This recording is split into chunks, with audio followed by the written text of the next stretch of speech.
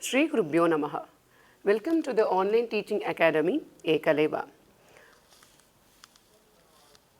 Social Science, Class 9. Today we are going to learn a chapter from Economics, Chapter 2, People as Resources. So in your primary classes, you would have read about the different resources like land as a resource, soil as a resource and water as a resource. But in this chapter, you are going to explore about people as resource. Why are people considered as a resource? Because people have skills and abilities. People have knowledge to perform various things.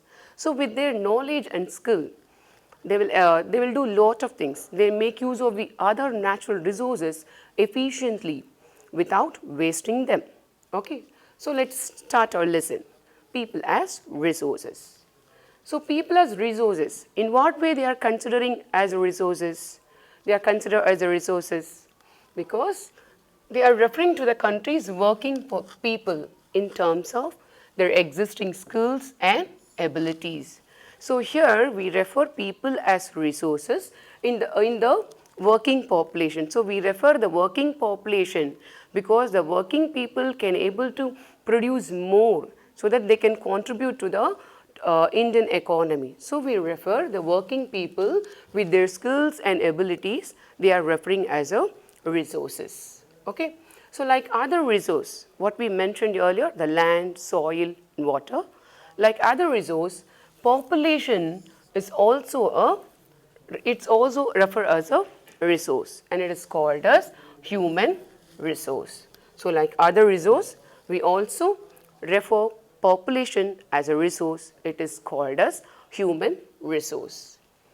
So this human resource is further developed by becoming more educated and healthy, then we call it as a human capital formation.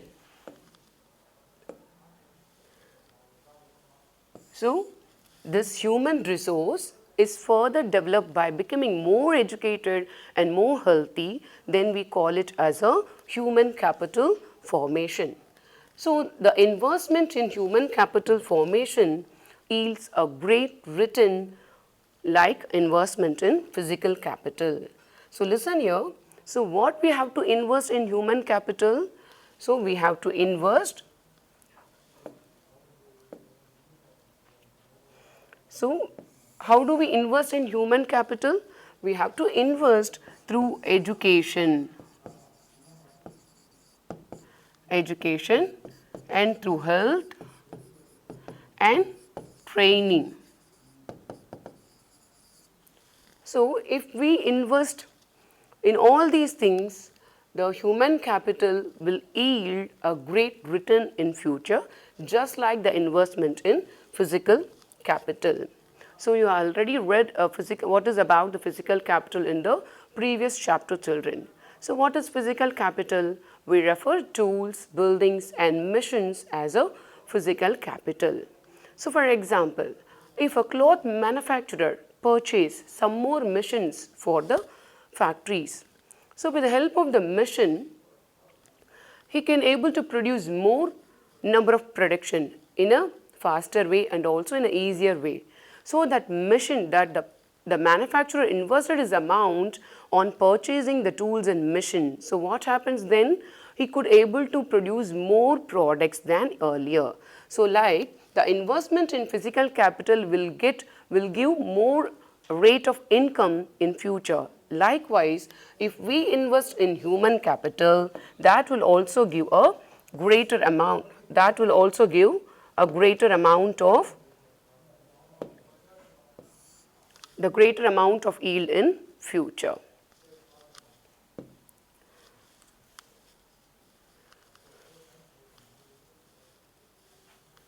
Yeah, here it is a human capital. So you can see some of the people in this picture, a doctor, a teacher, an engineer and a tailor. So how do we consider these people are the asset for the country? Because for example, if we take doctor or anybody in this picture, if we take these person, what happened? They got education and they also trained a lot in their field. So with their knowledge, with their education, and also they got training in the field. So with that, they can able to get more income, they can able to acquire higher income. So with that higher income, they can able to develop themselves as well as they can contribute to the society. How do they contribute to the society?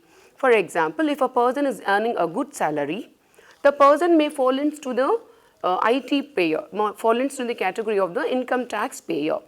If more number of people are fall into the IT payer category, the country will receive more number of tax.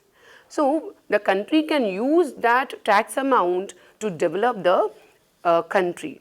So in this way, these people are considered as an asset for the economy.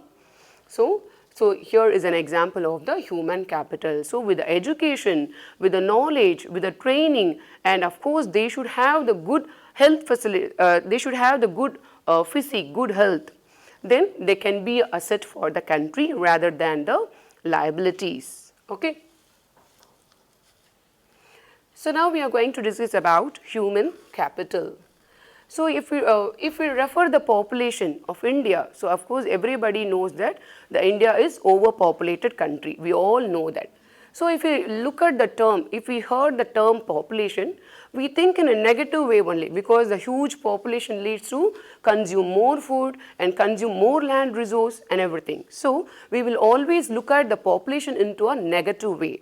So for many decades in India, the large population has been considered liability rather than the asset. So what is liability here? It is a burden.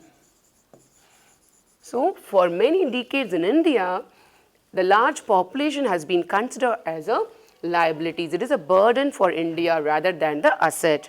Asset means here we can mention that profit or benefit. Okay. So this large population, the huge population of India, can be turned into a productive asset. So this large population can be turned into a productive asset by investment in the human capital. So how do we invest in human capital? By spending resources on education, on health, and on training of industrial and agriculture workers in the use of modern technology. Okay. So this is what about the investment in human capital formation. So if the country invest on the human capital formation, such as spending resources on education and spending resources on health for all and spending resources for training the people in the use of modern technology. If the country do so, definitely our country will also become a developed one. Okay. So let's going to explore about how people can try to become a more productive asset from the story. So here we are going to look at a story of two boys from the same village, a story of Sakal. And Sakal was a 12-year-old boy, and his mother Sheila looked after his domestic chores. And his father Bhuta Chaudhary worked in agricultural field. And his uncle Sham passed his matriculation examination but sitting idle in home without any job. And Sakal's family forced the Sakal to get education in the nearby village school. So he also joined the school and he completed his higher secondary exam. That is, he passed up to 12th standard.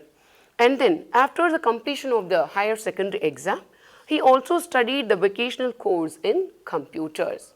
And basically, Sakal was very interested in studies from the beginning itself. So that enthusiasm driven the Sakal to complete his computer course too. So and after some times, he got a job in the private firm and also designed a new software. So as he designed the new software for the private company, his boss gave a promotion. So finally, Sakal got promotion also. And let us see the one more story from the same village. Okay, story of Vilas. So Vilas was an 11-year-old boy, and his father Mahesh was a fisherman, and he was passed away when when Vilas was only 2 years old. and his mother Geeta sold fish and could earn only 20 to 30 per day.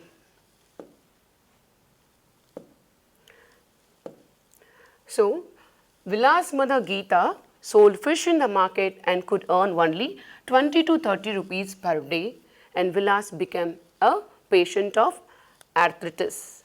Arthritis is nothing but the disease causing the inflammation and stiffness of bones, okay, stiffness of joints.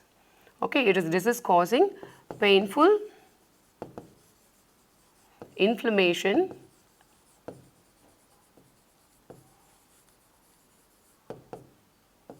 and stiffness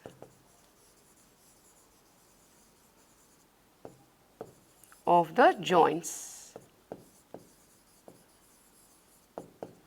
So, this disease will affect the joints of our body. Okay, so the Vilas became a patient of arthritis, and his mother could not afford to take him to the doctor because as he earned very low income. Okay, she earns only 20 to 30 rupees per day, and he could not take him to the doctor, and he could not go to school also. As he fall in the disease, as he was affected by the arthritis, he could not go to school also. And his mother fell sick. His mother fell sick, and there was no one to look after his family and no one to support his family. And finally, Vilas too was forced to take up the same job where his mother did. Okay, he also started to sell fish and earns only meager income. So, what is this meager income? It is inadequate, or we can term it as low income. Okay. So, this is what the story of Vilas. Okay. So, from the above two story, we can saw the Sakal was studied well and he was strong and physically healthy. But whereas the Vilas, he was not interested in studies, and he did not spend his time for reading in his early years of his life. And he was a patient of the arthritis, and he could not able to go to school. So, now let us take a comparative study about these two stories. So, several years of education added to the quality of labor in the case of Sakal. Okay. So, because the Sakal had an education in his early part of his life, so that education added to the quality of labor in the case of Sakal, and this quality of labor enhanced the total productivity. Okay. So, this total productivity gives the growth of the economy. Okay. So, Sakal got a job in a private company, he designed a new software, and he also got promotion. So, the promotion means he also got a good salary. So, it enhanced the total productivity of the particular company, and then the total productivity adds to the growth of the national economy too. And now look at the case of the Vilas. So, Vilas could not get any education and health care in the early years of his life. So, he could not get any education and health care in the early part of his life, and he also spent his life in selling fish like his mother, and he draws the same salary of the unskilled labor as his mother. So, from this above two story, we can able to conclude that how education and health as an important indicator to develop a individual's economy, as well as they can also contribute to the nation. So, education and health is an important factor, the one should have it.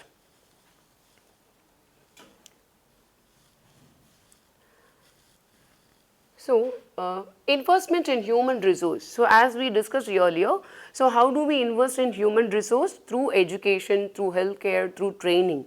Okay. So, the investment in human resource can give the high rates of income in future. Okay. So, the investment on people is same as the investment in land and capital.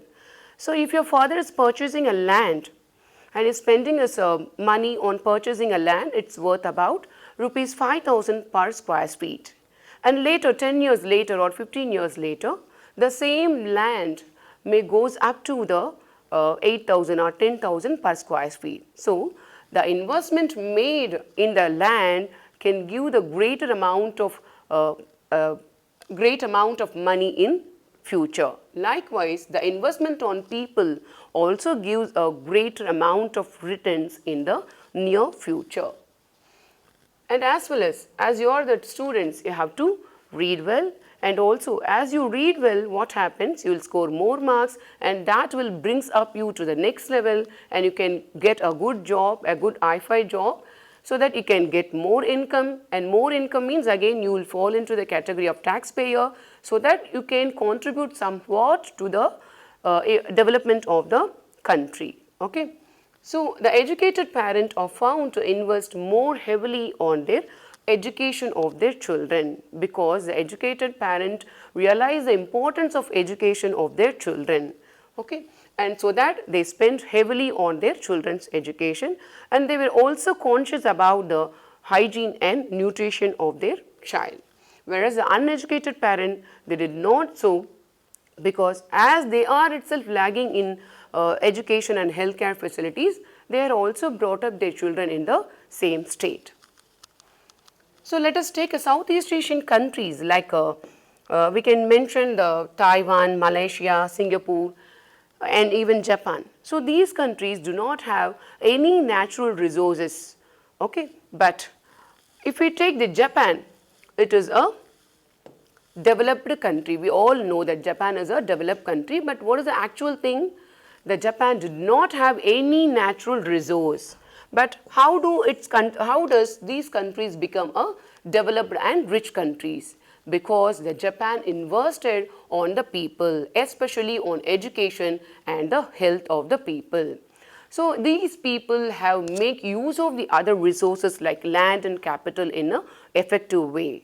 So, the efficiency and the technology evolved by people made these countries as a rich and developed one.